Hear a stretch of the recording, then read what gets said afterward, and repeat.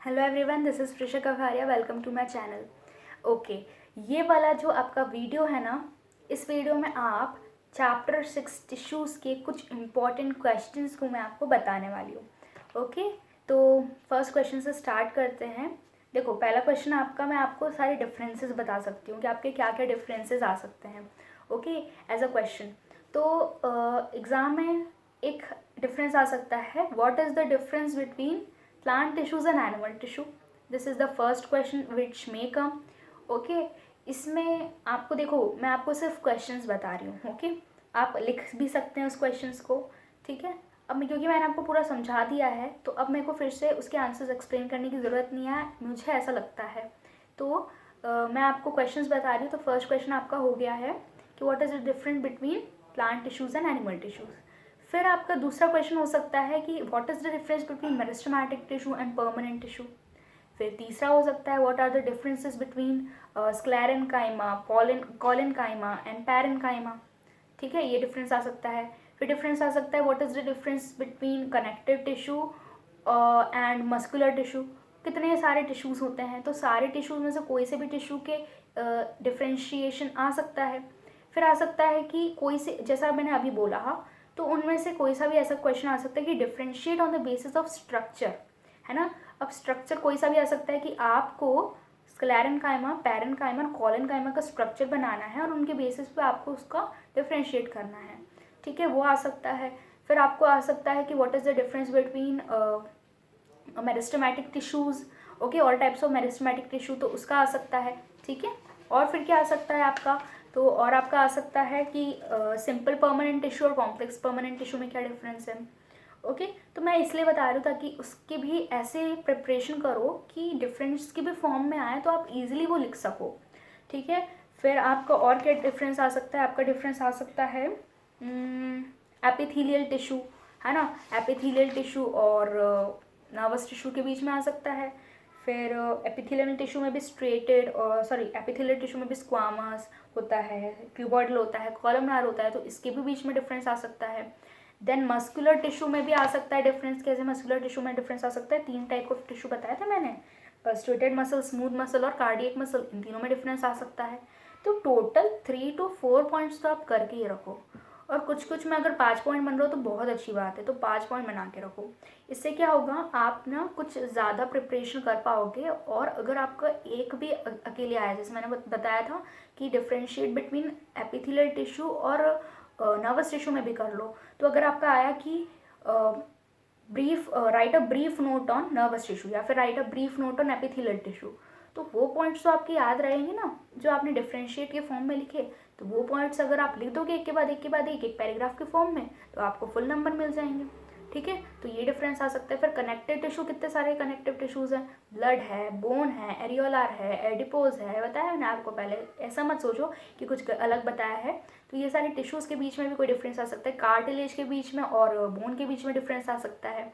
Okay, और फिर और भी बहुत सारे एडिपोज और एरियोलार टिश्यू के बीच में आ सकता है कोई डिफरेंस। दो डिफरेंस तो होंगे ही एरियोलार और एडिपोज में, है ना। और फिर आप जाइलम और फ्लोएम में, ज़्यादातर टिश्यू में ये जाइलम और फ्लोएम में आता है इनमें डिफ्रेंशिएट का। और फिर क्या आ सकता है, आपको आ सकता है न्यूरॉन का। अब देखो, ये क्वेश्चंस हो गए डिफ्रेंशिएशन पे। अब मैं आपको बताती हूँ किन किन के डायग्राम आ सकते हैं। तो देखो, डायग्राम तो आपको हर चीज़ के डायग्राम करने हैं, बट मोस्ट स्पेशलाइज ज़्यादातर डायग्राम किसका आते हैं, न्यूरॉन का आता है ना। और स्टोमेटा का नहीं आता, नहीं, न्यूरॉन का आता है आपका। और फिर आपका आ सकता है, रुको मेरे को देखने दो क्योंकि मैं देख रही हूँ। हाँ हाँ, उसके बाद आ सकता है आपका location of meristematic tissue in plant body, ज़्यादातर आता है। फिर फिर पैरेन्काइमा, कोलेन्काइमा, स्क्लेरेन्काइमा, इनका भी लर्न करना ना, क्योंकि आ सकता है differentiate on the basis of their structure, है ना, उनका स्ट्रक्चर कैसा है ये भी आ सकता है। या फिर डिफ्रेंशिएट बाय ड्राइंग दैम, है ना, ड्रॉ करने का भी आ सकता है।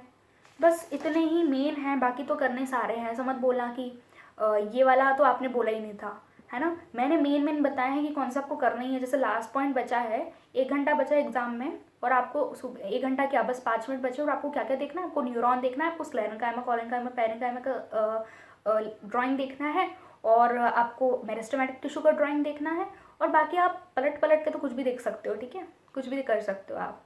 और तो ये सब चीज़ें।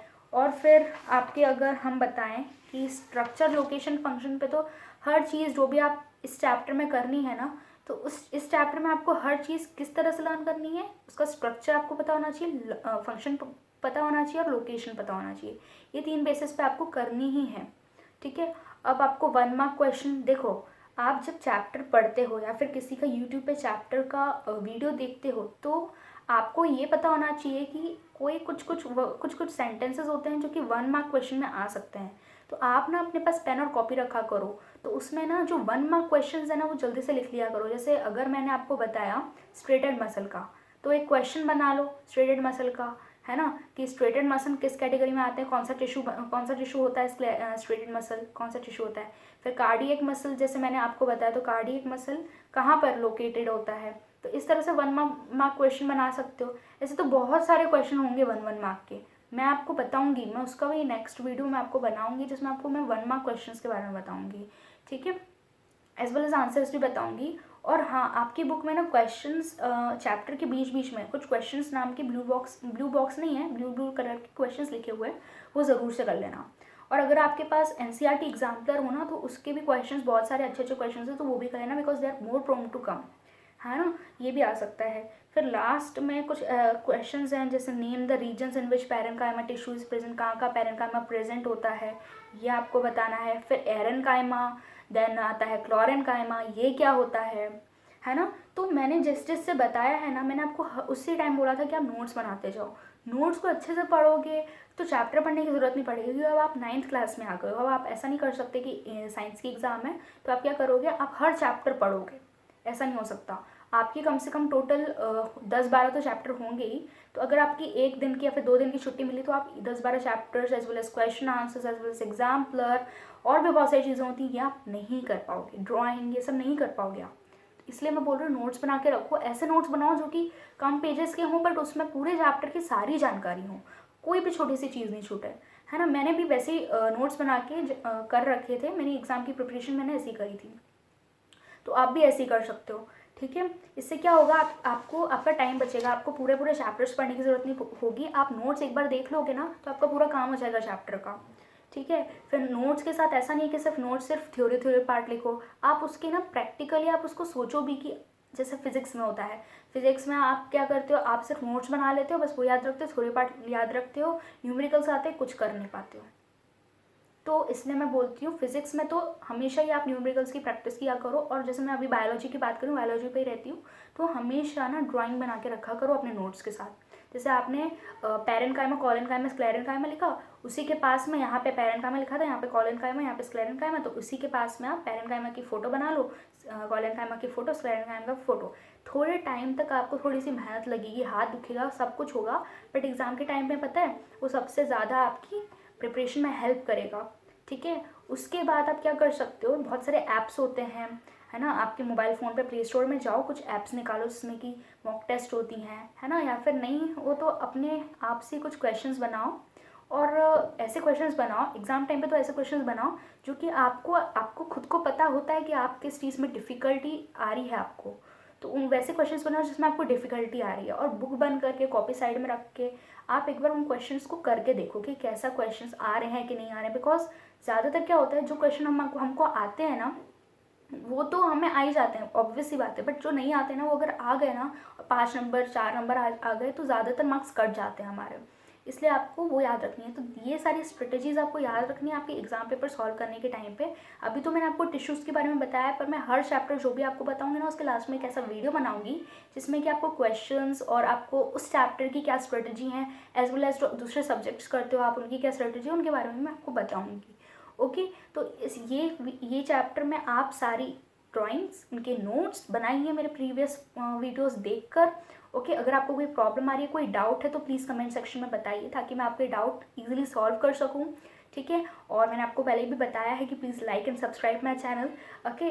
अगर आप ये करेंगे तो आपको न्यू वीडियोज़ मिलेंगे, ठीक है। तो अभी तक के लिए वीडियो ख़त्म होता है, और स्टे कनेक्टेड, स्टे सेफ। तब तक के लिए बाय बाय।